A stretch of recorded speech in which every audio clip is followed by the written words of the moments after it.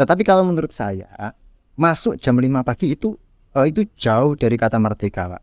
Jauh dari kata merdeka. Iya. Jadi sebelum kurikulum merdeka ini diterapkan di sekolah SLB ini sudah diterapkan terlebih dahulu, Pak. Iya, tetapi praktek di lapangan itu jauh dari kata merdeka.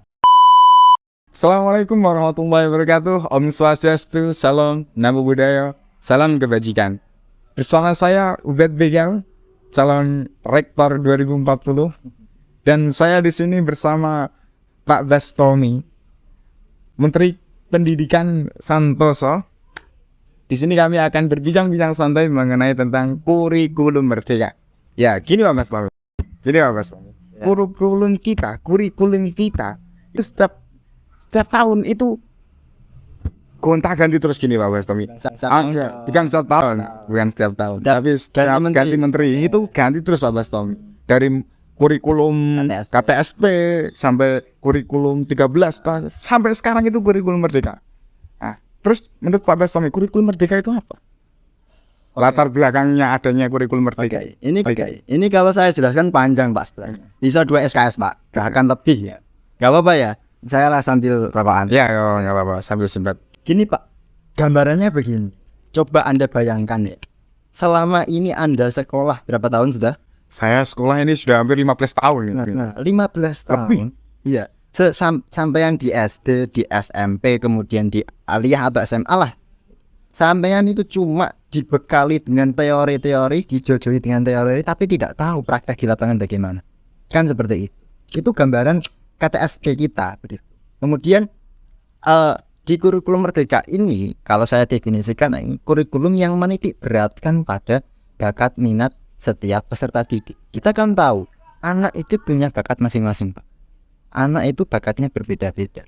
Nah, inilah yang kemudian menjadi titik tolak dari kurikulum merdeka, bahwa yang harus dikembangkan ini adalah bakat minat dari peserta didik yang memiliki bakat. Berarti ditekan kurikulum merdeka itu ada di minat dan bakat. Oh, minat dan bakat.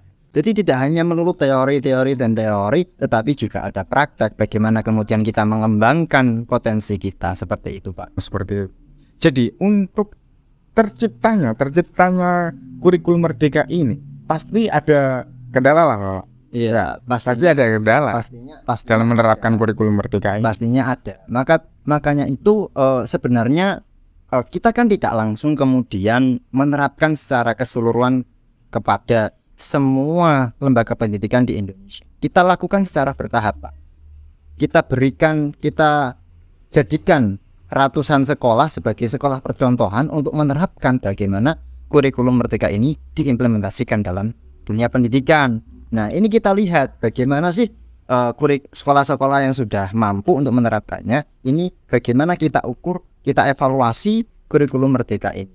Yang nantinya sekolah-sekolah yang belum diterapkan kurikulum merdeka ini siap dan tahu bagaimana cara mengimplementasikan. Seperti itu Bapak. Oh, berarti saya itu punya pengalaman Bapak. Iya. Punya pengalaman kemarin itu saya di sekolah SLB Bapak.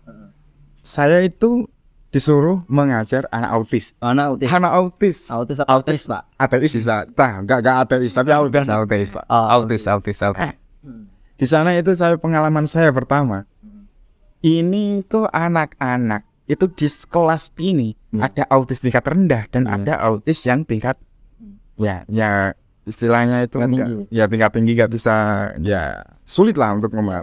Di sana itu sistemnya itu saya itu di sana itu tidak bisa ngapa-ngapain. Tidak bisa ngapain karena mereka itu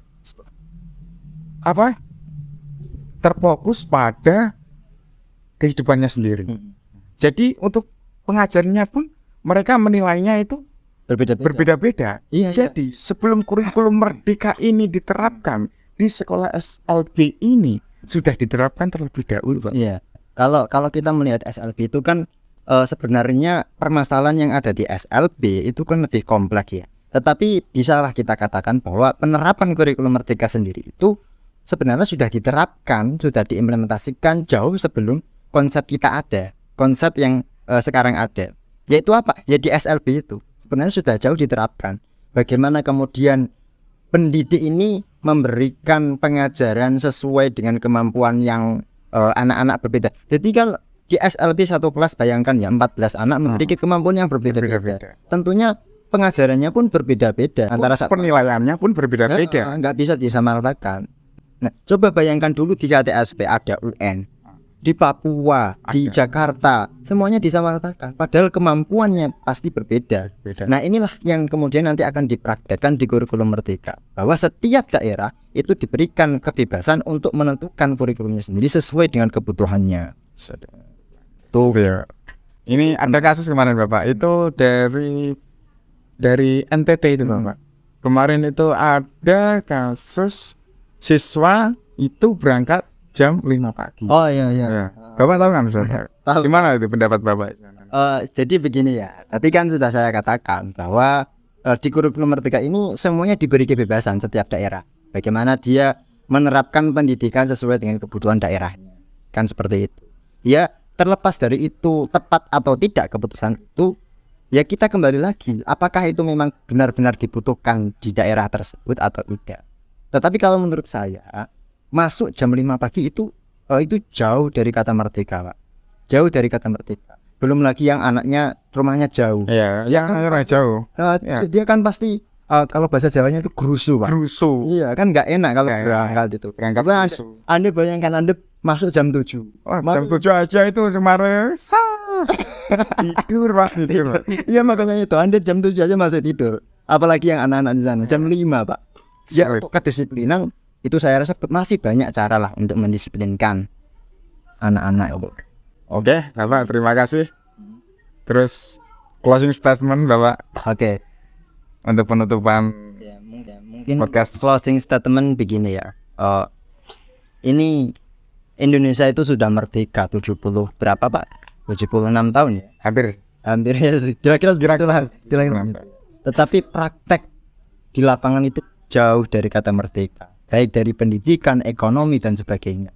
Nah, inilah kesempatan kita untuk memerdekakan anak-anak dalam belajar maupun dari pendidik agar mereka merdeka dalam mengajar. Maka itu merdeka belajar juga merdeka mengajar. Berarti bukan kurikulum merdekanya, tapi kitanya yang harus merdeka ya, Bapak. Terima kasih Bapak atas kehadirannya di sini, sangat membantu kita semua. Saya juga terima kasih loh Pak sudah diberi rokok sama es teh ini ya. Terima kasih atas kunjungan Anda. Ya.